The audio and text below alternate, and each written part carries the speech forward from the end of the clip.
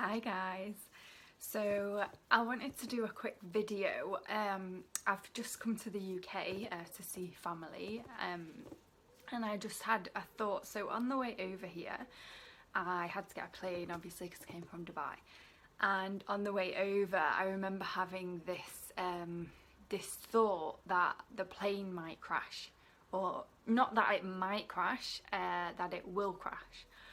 And it reminded me also of a time like a few days prior when I was swimming in a swimming pool in Dubai, and I had this thought that a shark was in the pool with me and that I was going to get eaten by a shark. Now this is completely irrational because I was in a swimming pool, I wasn't even in the sea, so it's not like it's even possible, but my mind, I tried to tell it that it wasn't true, that there was no shark in the pool with me. And what happened was my mind then started to say, yeah, but what if the floor opens up and the sea's underneath and a shark comes in? Or what if someone puts one in while you're swimming? And all these thoughts just kept coming in my head the more I tried to push that original thought away. And then when I got on the plane to Dubai and I had this thought, to the UK, and I had this thought again of something bad happening and me dying from something out of my control, I thought, okay, I need to assess this in a video. I need to speak on this because I feel like it's very common with people. And what happened is when why our mind thinks these scary thoughts that make us anxious and terrified is that when we were younger we went through a traumatic situation. So it could have been child abuse, it could have been bullying, it could have been you were left as a child a lot, you know, when you cried, your parents were always busy, whatever it was something traumatic for you, and that felt traumatic, and you developed the wounded self, so the ego programmed self that developed these sort of protection mechanisms. And these protection mechanisms don't want anything uncertain in life, so they don't want to leave things to uncertainty. So if there's anything that's uncertain, like getting an aeroplane, for example, or maybe how a relationship might turn out, whether it would go right or whether it wouldn't end well, it would rather make something up in your mind that to make it certain than to just go with the flow and kind of see what happens, because this situation is not certain, so it wants to make it certain. And the reason our minds do this and our wounded self does this is because when we were younger and this situation happened, we were completely helpless to what was going on in this traumatic event in our lives. And what that means is we couldn't, as a child, because helplessness is such a big feeling to deal with, it's very hard to process, and as a child you can't do that on your own. You need a loving adult there with you to process this feeling. And because we didn't have that as a child, we didn't have the loving adult present to help us process the emotion and the feeling of helplessness, we learn to try and control our helplessness. So whenever we're in a situation where we feel helpless or uncertain or out of control, our ego wounded mind comes in and takes the driver's seat. So when I was in the swimming pool, I was swimming, and you know, it's not really like, obviously that's more of a certain thing because I'm in a pool, but even there you never know. You see these things on TV, you just never know. So my mind, it sees water and thinks sharks, there could be a shark, there could be. So in order to sort of prevent that, or to have control over that uncertainty, because it's not sure whether there is a shark in there or not, because it's water and there could be, it tells me that there is a shark in there to get me out of the pool, to get me to safety, okay? Even though logically there's no shark in there, but that's how our minds work. They're very irrational. And in the case of the aeroplane, it tells me the plane is going to crash, so that I don't get on the plane, so that we don't step on the plane, you know, so we go another route. But when realistically, you're more likely to have a car crash than you are to have an aeroplane crash. Like, if you look at the statistics, planes are a lot more reliable than cars. So these thoughts are, you know, they're not completely never going to happen, but they're very irrational for the situation. And it's trying, our minds are trying to protect us. So this can come out in relationships as well. So for example, all relationships, friendships, and romantic relationships especially, are very uncertain arenas. You don't know if you're going to be friends with someone forever, and you don't know if you're going to be in a relationship with someone forever, because they have free will and you have free will. So it's two people who are choosing to be together or choosing to be friends, and that means at any moment in time, they could decide, or you could decide, I don't want this anymore, I don't want to be with you anymore, I don't want to be friends with you anymore. So what happens in these relationships, because they are uncertain, we try and control and have control over that helpless feeling, and we do this in various ways. And one of the ways is to create these scary thoughts. So we'll say, you know, we're not good enough, we're not lovable, and maybe he prefers her to me, maybe she'd prefer to date someone that did sports and I don't do sports. It tries to figure out and get certain on the topic, because the worst thing for the wounded self is helplessness. But the only way we can really deal with this feeling of helplessness, which is super, super hard to deal with, is by having a spiritual connection. So whatever that is for you, it can be God, it can be the universe, it can be the creator, whatever it is for you, your higher power, your higher self, whatever you want to call it. We have to go to that spiritual connection, because nothing outside of us is certain. So it is kind of correct that it is uncertain, because the other person could leave, you could leave, you might decide you don't want to be friends with this person anymore, and that's always an option. You know, it's not certain. You're not glued together for life. There's nothing keeping you together. Even if you have kids and you're married, or even if you've known this friend since primary school, it doesn't mean you're going to stay together. And the mind knows that. We know that it's not certain, and we know that we are helpless over other people's decisions, and whether they want to continue and stay in our lives.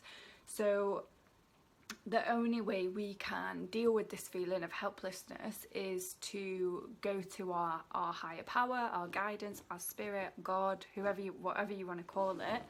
I call it God, and to get the loving action. So whenever we're feeling helpless, so in my situation, when I was with shark in the swimming pool, and I'm giving you this example because every time I get in a swimming pool, this is where my mind goes every time. And I can't, if the pool gets dark, if it's dark outside and the swimming pool is dark, I can't swim in it, because my mind just goes and goes and goes and goes. And it's very, I can swim in it, but it's just not very nice, because I'm constantly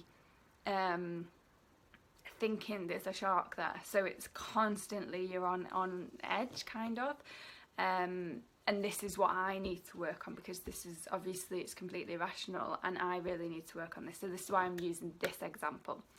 So when the mind decides to give you this thought, so whatever it may be, you're not good enough, the person likes someone else more than you, they're going to leave you, the plane's going to crash, whatever the thought is. That is sort of a prediction into the future, or it's based, maybe it could be I'm unlovable because of something I did in the past, like, you know, past things as well. Whenever we get these thoughts, we need to do an inner bonding process, which is we tune in to this anxiety and this sort of fear that we have. And because not many people will know that they're having a thought, they'll just feel sort of anxious or tense or something. So when you get those feelings, you ask yourself, okay, what am I saying or doing that's making me feel this way? Like, what am I saying or doing? And then for me, for example, I got the answer that I'm telling myself that there's a shark in the swimming pool and I'm going to get eaten alive. So that was my thought.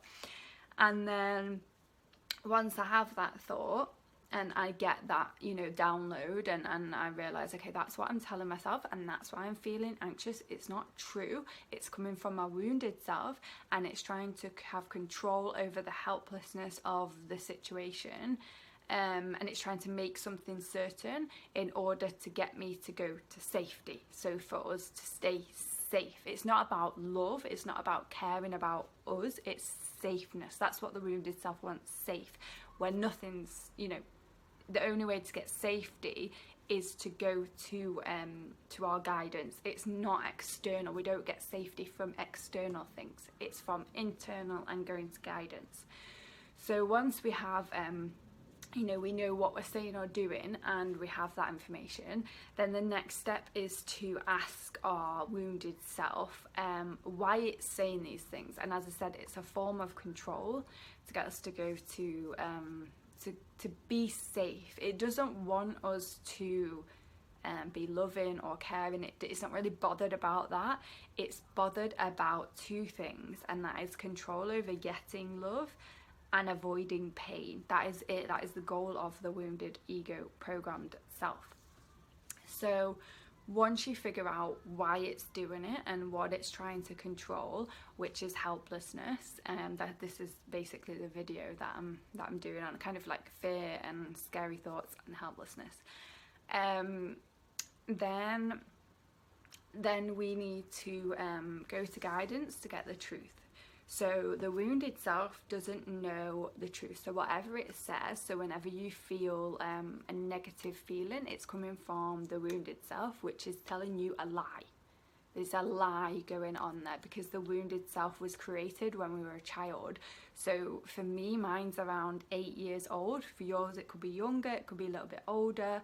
And this wounded part of us is cut off from the truth, so it doesn't know anything. So we, as the loving adult, have to go to our guidance to get the truth. So I did that, and I went to guidance, and I said, like, is this, you know, is there a shark in the pool? And he said, no, there's not a shark in the pool. You're going to be okay. It's just a pool. And I asked for the loving action. I asked what's the loving action to my inner child in this moment, in this moment in time. And he said to stop telling yourself that there's a shark in the pool, and stop indulging your wounded self in this moment, because it's not true, and it's causing a lot of anxiety for your inner child in this moment. So then I did that, and I managed to stay swimming. You know, I stayed in the pool, I kept swimming, and the thought might pop up and I'd tell it to go away. I'd be like, you know, it's not a true thought.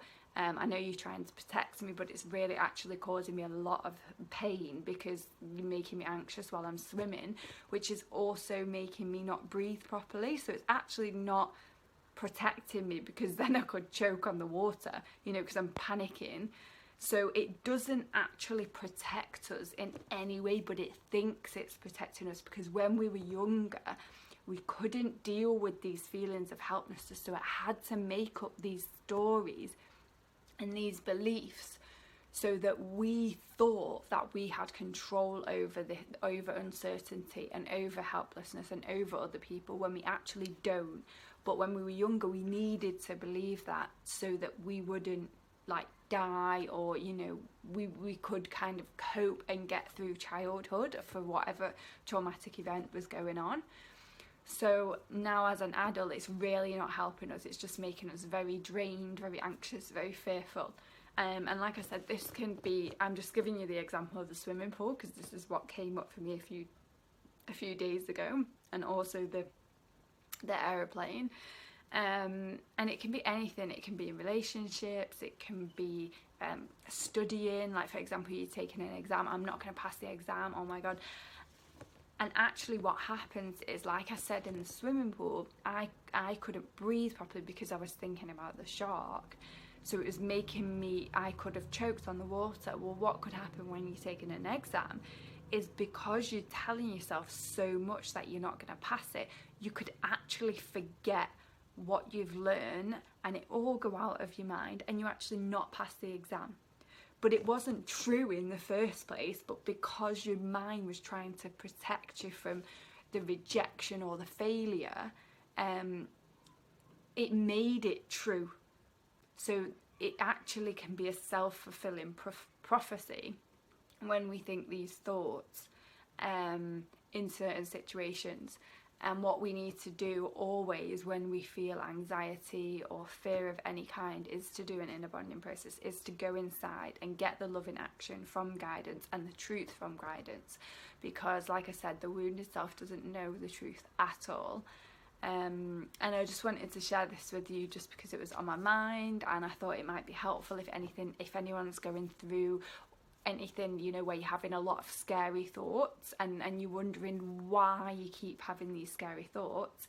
It's usually, like I said, because you're in a situation that's uncertain, or you feel a bit helpless, and your mind wants certainty and it wants to feel in control, so it has these thoughts.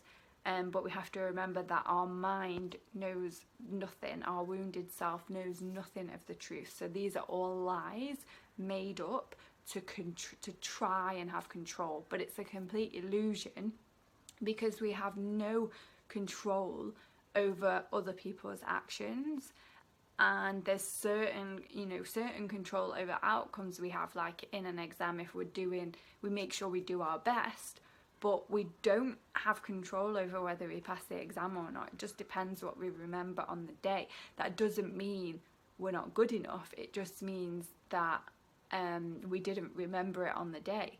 And they're the situations where there's sort of an element that we can control, but there's also an element that we can't control. Like going for a job interview, we can prepare, we can look our best, but we don't know how the other person, if they're going to accept us or not. And they're the times when our wounded self will try and take the driver's seat. And whenever you feel anxious or fear or any negative feeling, go inside and do an inner bonding process and get the truth from guidance and the loving action, and that will make you feel less anxious. This is the only way that we can process that feeling of helplessness, because it is a very, very hard feeling to deal with, and the only way we can really process it and deal with it is by going to our guidance. And if you don't have that spiritual connection yet, then just think about not everyone is going to call it God, like I call it God, but not everyone, you know, believes there's a God, or but you have to believe that there is something, a higher power than just us. So something higher than yourself, even if it's you as sort of the best version of yourself, that most loving, most caring version, then use that as your guidance, and go to that when you're visualizing this step, which is the fifth step of inner bonding. So I hope this was helpful, guys, and if you have any questions, just message me in the comments below, and